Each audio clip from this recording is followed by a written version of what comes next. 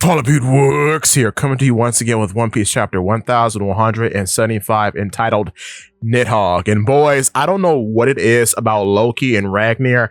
I have been 100% correct about them. Minus those 2 times I did get Loki's fruit wrong, but that 3rd time I've been more right than ever before, even with a video I recently released. But I would like to point this out because this could be important later. We do have an art request showing koala with koalas. I've made videos about koala eventually getting koala ears. I'll put that here and you can go watch it. But I think this is very interesting. And it's also interesting that in this art request, Sapo is holding a book. That could mean nothing, but it's interesting. So I'll put that video right around here and the link will be here for you to click. And of course, Nidhogg means Thunder Dragon. Okay, so another prediction has come true now because Sanji frees Robin from Somers' thorns. So now we know that, yeah, technically, Sanji is Somers' antithesis. We don't know if Somers dies in this chapter, but we'll probably have to wait and see on that. So yeah, Sanji frees Robin from the thorns, and Sanji notices the big stream of haki that has just awakened along with the mighty roar caused by Loki. And Loki is so big that he can be seen over the horizon on Elbaf. That's incredible. So yeah, Loki is shown in full. Now here's the weird part about him. And I wonder what this actually means for the whole taxonomy of dragons in this series. Because we recently did a video talking about how number 13 doesn't have ears, yet the Jolly Roger of the Revolutionary Army has ears. And it's very funny that members of the Revolutionary Army show up in the art request attached to this chapter. I'll just point that out too. But yes, the Jolly Roger, that is a dragon, has ears, right? So that's weird. And then the dragon on the color spread of chapter 1128 also has ears. So I wonder, are eared dragons real dragons, or are they simply a different type of dragon? Because here Loki is depicted with ears. We couldn't see that in chapter 1174.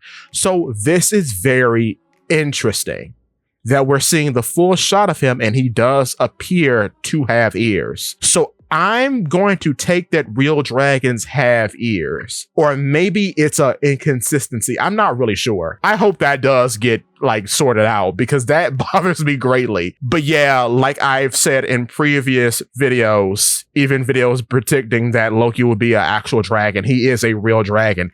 He has 4 limbs confirmed and a set of wings. So yes, he is a real dragon for sure confirmed. I wonder, where did his blindfold go? Because it's not here. And I do believe that this dragon is the dragon that we see at the top of the tree in the mural. So we have to see, what is Frankie blocking? We'll have to see about that. But yes, Loki is a real dragon. Luffy spots Zoro. And as he's talking to Zoro, we see Ragnar just in the background. I love Ragnar. Ragnar is so funny. The little drawing of him next to Giant Luffy is so adorable. He's growing on me a lot. He's the best. I love Ragnar. It appears that Somers can shoot out thorns as he attacks the giants that were saved by Loki. And he's upset that he was robbed of a dramatic death by the giants and their various offspring, which just shows you that Somers is a very sick individual. And he proceeds to make thorn launchers, which are these snake-like things, 3 of them, that have these sort of, I guess, blowguns coming out of their mouths that shoot thorns, right? It's so weird that he's so snake-themed and he's related to Jupiter, who can literally become a giant worm. I find that very funny. So, as the children line up to protect their various his parents, Somers is moved again and proceeds to launch thorns at them. And that is when Zoro cuts the thorns, followed by something that I've been in arguments about for some years now. So, as you may or may not know, Luffy has a series of attacks named after Thor. We see this in Dressrosa when he's fighting Jin Zhao. We see this in the 10th One Piece movie when he defeats Shiki. And we see this in a filler scene in the anime when he's fighting Katakuri. My argument always was that somehow, some way, he's generating electricity. Here it's more obvious because he summons a lightning bolt to his hand by grabbing it out of the air and performs Booming Dawn, Thor rifle, and obliterates Somers. So here's the weird part about this. I do think somehow, some way, he has localized electricity in his body despite him being rubber. And that's how the Thor moves work. And that could just be a Toon Force thing because like how when he performed Red Hawk on Hody Jones back in the day, there were flames underwater, which like I've said before is way different than Sanji using Diablo Jumbe underwater because when he did it underwater against the Kraken, that was obviously heat. Luffy has flames being produced underwater as he's attacking Hody Jones. So that's why I'm unsure as to how or why I'm supposed to take it that the lightning effect produced by the various Thor themed attacks is just a visual effect and not actual lightning.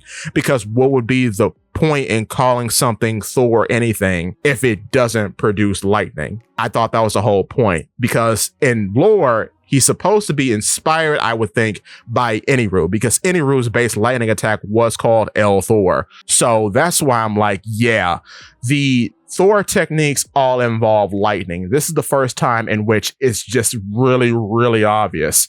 So yes, Somers is obliterated by this Booming Dawn Thor rifle, and Colin is actually surprised that he gets to see Luffy's white form, and Ripley's like, oh yes, that is the Warrior of Liberation, Nika. This is followed by Somers being crushed to death, apparently, by Loki's big hand as a Nidhogg. That's when the various giants start to freak out and say, it's a real Nidhogg. So that's interesting because they wouldn't think a Nidhogg is real because it was a manifestation of their imagination originally.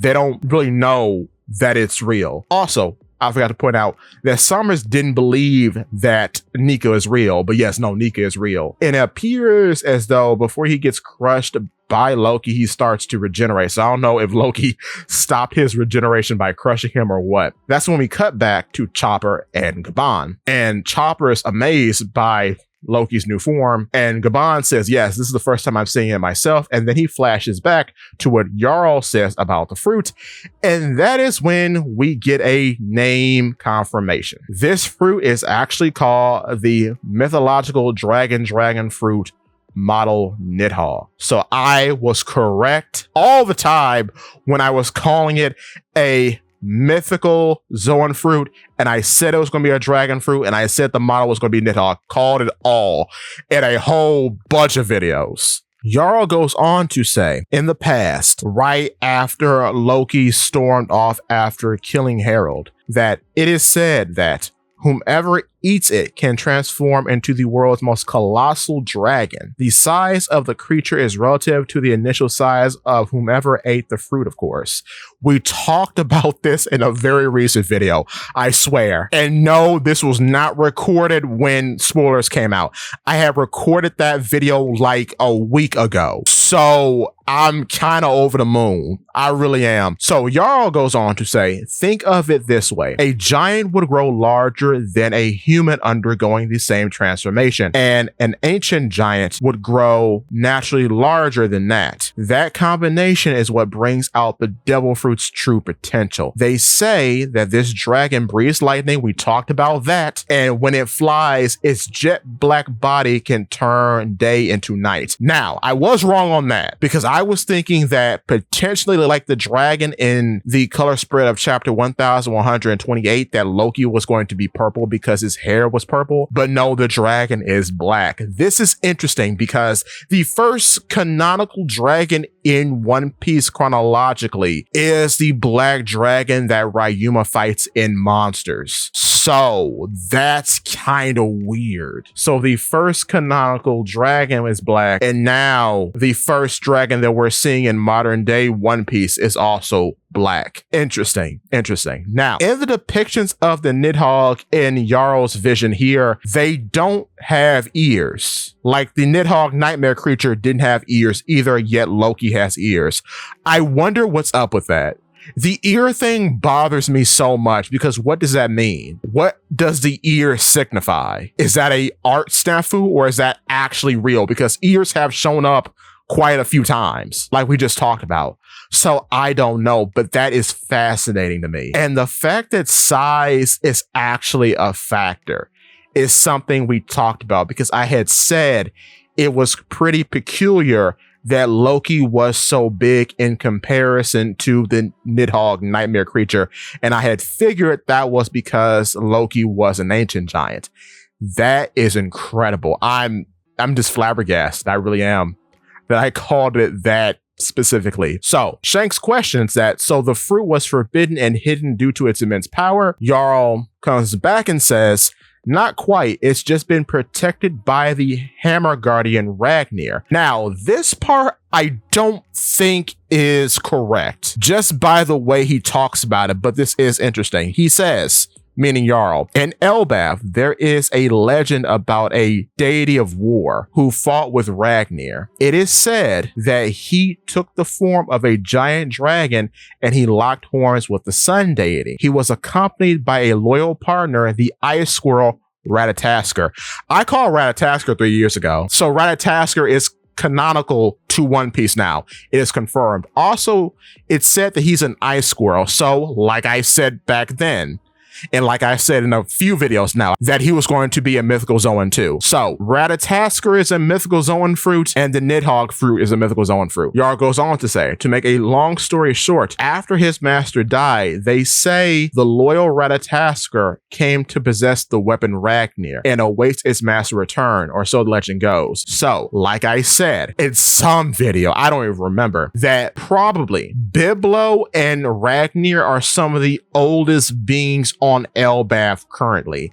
And that seems to be true here by this breakdown about Ragnir and the Ratatoskr fruit in general. So what is being said here possibly means that Ratatoskr never existed as its own being. Probably a squirrel ate the fruit originally, which is a funny thought. And then after the squirrel died, someone fed the fruit to the hammer. And that's how the hammer became Ragnir. So Ragnir was always called Ragnir. But I wonder now what instilled the loyalty into the hammer, because it's been presumed that once a Delphi user dies and a new Delphi user is born, that's a totally different individual. So I can't imagine loyalty or duty is transferred from one thing to another. However, we don't know if the memory of the weapon is modified when it becomes a living creature. That's always been a thing that has been